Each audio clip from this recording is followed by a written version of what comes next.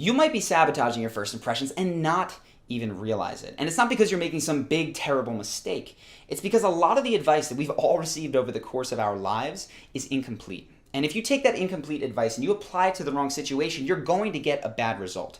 So in this video, what I want to do are talk about 3 pieces of advice that need tweaks to actually work in the real world. And when you add these tweaks, you'll go from sabotaging first impressions to really, really hitting home runs. And the first one that I want to touch on is this. A lot of people aim for harmony in first impressions. They do not, under any circumstances, want to create conflict. But the truth is, when people cross lines, even in first impressions, the best thing that you can do is set a boundary. I want to give you an example so you can really take this home. This is one of my favorites.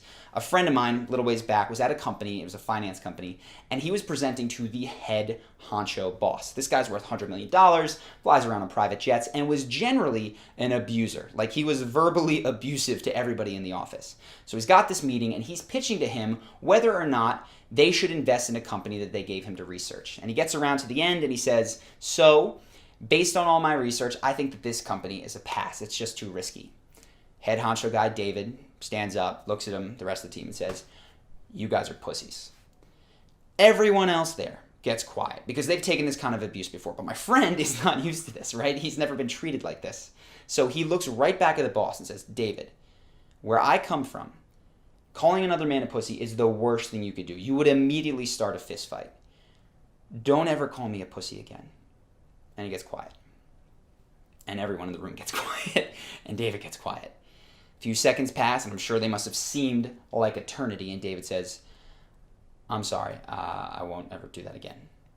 Completely goes back, meeting starts rolling, people pick up the slack. But what happened is after that, my friend never, ever received that kind of abuse that people in the office continued to get from him, right? That guy never gave him any crap. Again, it's because he set a boundary. And even though he was low man on the totem pole, he created respect. This is what happens when people cross lines. I'm not saying that you need to shout their faces off.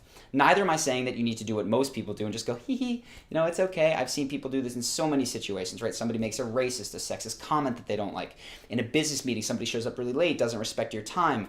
Or I know a girl in a business meeting, she was basically being hit on by the guy and didn't know what to do, so she just kind of laughed it off, pretended that it was just a joke.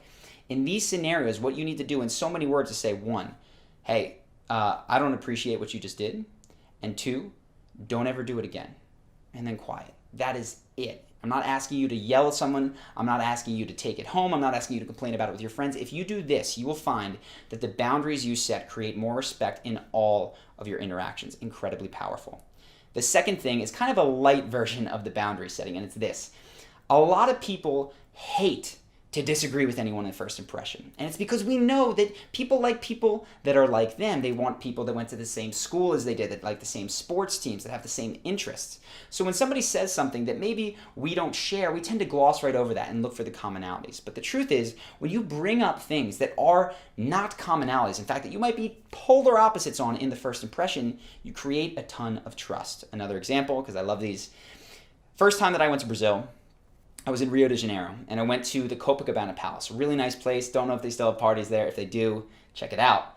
And I walked in, hung around for a while, and I saw a girl that I really thought was very pretty. So I walked up, started talking to her, and I began to speak in Portuguese after a few sentences in English.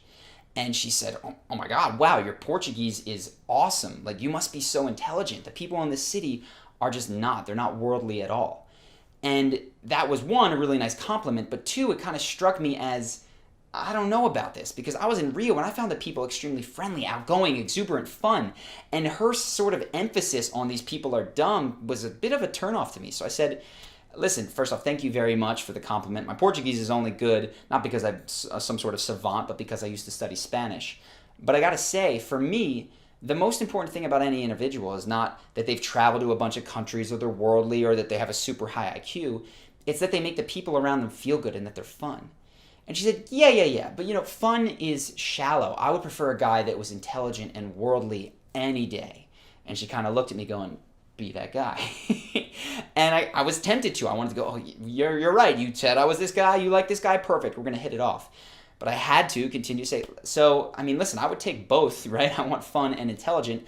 But when it comes down to it, the people that I connect with the best are the people that spread good vibes, the people that are happy and fun. And honestly, if they're not the sharpest, if they haven't traveled the world and they don't speak 6 languages, they just lived in their city and they have kind of an insular view, I don't really mind that. I just care that they're a good person. And we agreed to disagree, right? Right in that moment, she said, well, that's not how I am. And we continued to talk. But what happened was that a tremendous amount of trust was built between her and I, because I was willing to disagree with her and she was willing to disagree with me. And what wound up happening is that we did connect. I spent the rest of the week that I was there in Rio with her. She let me stay at her place when I got kicked out of my hostel and left me alone in her house while she went to work. And I do believe that a huge component of that trust that was built was because so early on, I was willing to say, listen, we might not be a match. We might not work out. And if we're not a match, that's totally fine, but I'm going to be transparent about it. When you let people know about the ways that you disagree with them, not shoving it down their throat, but just saying, hey, that's not how I am. We can totally agree to disagree. I'm not trying to convince you, but you should know that's not my feelings. People trust you so much more. So that's the second piece to making a really good first impression, is sometimes the things that you don't have in common can be just as important as the things that you do have in common.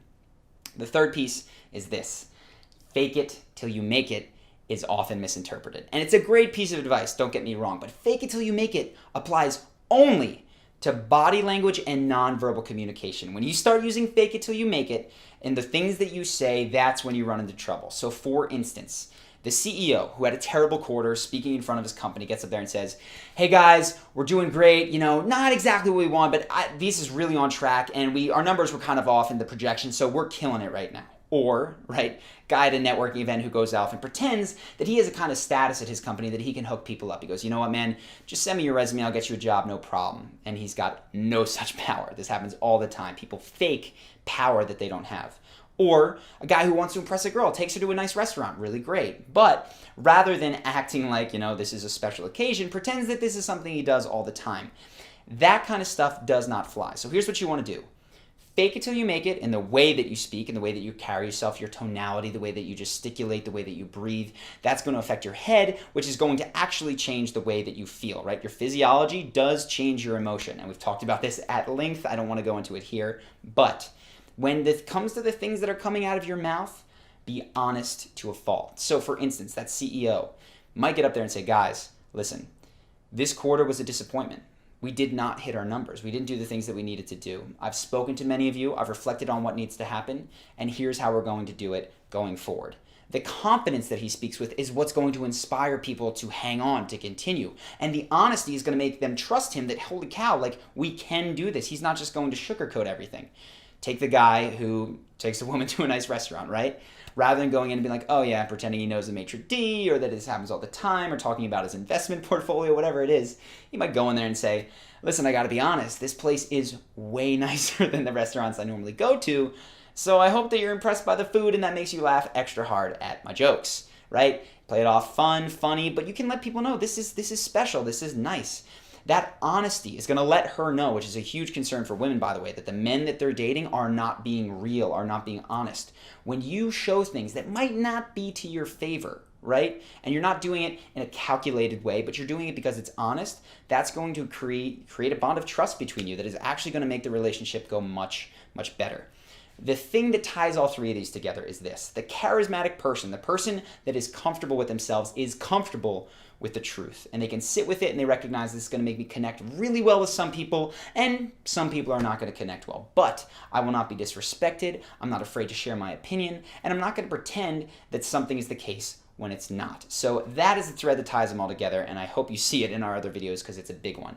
There are other things that can sabotage first impressions. In fact, one of them is the order that you create these 4 emotions in. There are 4 emotions that create an amazing first impression. Get the order right, it's amazing. You get the order wrong, it's sometimes not so great. So if you're curious what that is, hit the link here. It's going to take you to another video that shows you what those 4 emotions are, and more importantly, shows you the order that you need to hit them in, because that's the thing. A lot of people create them, but they don't do it in the right order. So if you want to see that, click the link, drop your email. It's going to take you to that video right away. If you guys have liked this video, please subscribe to the channel. We're making more of these videos, at least one a week. It's going to show up on your homepage when we do it. You'll see my face, or you'll see a charisma breakdown. And sometimes we do people that are fictional characters like Tyrion Lannister, anyone from Game of Thrones. We did Muhammad Ali, maybe Arnold Schwarzenegger coming up. But we take these very charismatic people and break down exactly what they're doing so that we can learn from them. So those are some of my favorites. They take a long time, but should have one of those coming very soon. So if you want to see them, subscribe to the channel. And of course,